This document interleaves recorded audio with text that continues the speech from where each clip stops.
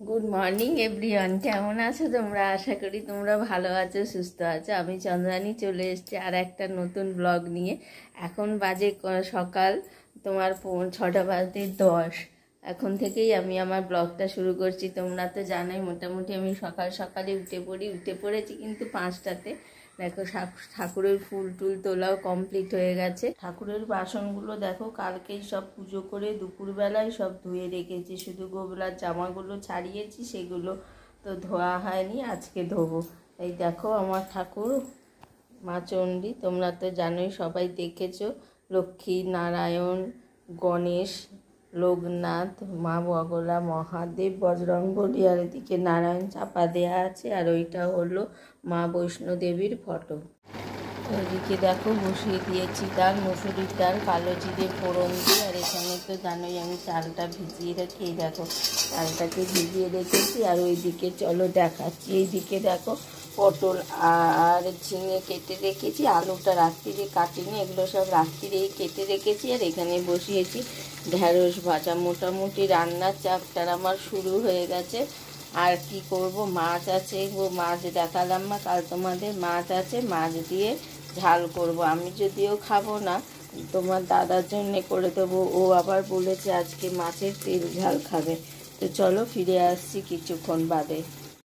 ওই দেখো এখানে বসিয়েছি আলু ভাজা। আর এইখানে দেখো পাঁপড়গুলো আগে ভেজে নিলাম। আমি না সর্ষের তেলে পাঁপড় ভাজি, জানো তো। সর্ষের তেলে পাঁপড় ভাজলে পাঁপড়গুলো অনেকক্ষণ শক্ত মুচমুচে থাকে। আর এখানে তো আলু ভাজা বসিয়ে দিয়েছি, কেন ঢ্যাঁড়স ভেজেছি আগে।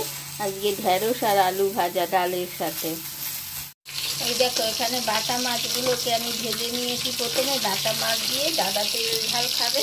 আর এইখানে দেখো কাঁচা পোনা ভাজা বসিয়েছি, এটা দিয়ে শুধু সর্ষে বাটা দিয়ে ঝাল হবে। এখানে দেখো এই যে এখানেও রয়েছে, এর মধ্যে আবার মাছ সব রয়ে গেছে। সব মাছটা করবো না, অল্প স্বল্প করে কিছুটা করব। তো চলো দেখতে থাকো আর সাথে থাকো আমার ডেইলি মর্নিং ব্লগ ভিডিও। যে দেখো বুড়ি রানীকে, আমাদের বুড়ি রানীর দুদিন এত শরীর খারাপ গেছে, ইনফেকশান হয়ে গেছিলো গিয়ে গলায়, জানো, কথা বন্ধ হয়ে গেছিলো। সে কীরকম লাল লাল করে লালা পড়ছিল, থোকা থোকা। আমরা তো ভয় পেয়ে গেছিলাম, প্রাণটা পুরো উড়েই গেছিলো দুদিন। আমাদের মা দেখেছো, পুরো জলটা দেখো উল্টে ফেলে দিল। দেখেছো রাগের ঠেলায় উল্টে ফেলে দিল দেখো। হ্যাঁ, যেই একটু শরীরটা ভালো হয়েছে এখনও কথা ভালো মতো বলছেই না, গলা থেকে সেরমভাবে স্বর বেরোচ্ছে না। ওই দেখতে শুনতে পেলে প্যাক প্যাক ওইরমই একটু স্বর বেরোচ্ছে। যাকে বেরোচ্ছে এটাই শান্তি। ভীষণ ভয় পেয়ে গেছিলাম, কি বলবো তোমাদের।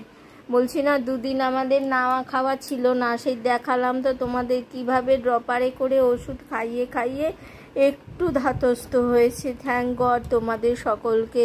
তোমরা আমার বুড়ির জন্য প্রার্থনা করো, ও যেন গলাটা একবারে ভালো হয়ে যায়, সুস্থ হয়ে যায়। আজকের ভিডিওটা তোমাদের কেমন লাগলো? আমার বুড়ির জন্য একটি প্রার্থনা করো, ও শরীরটা যেন তাড়াতাড়ি সুস্থ হয়ে যায় গো। ওর কিছু হলে আমাদের বিশ্ব ব্রহ্মাণ্ড না একদম উল্টে পাল্টে যায়, কি বলবো। চলো।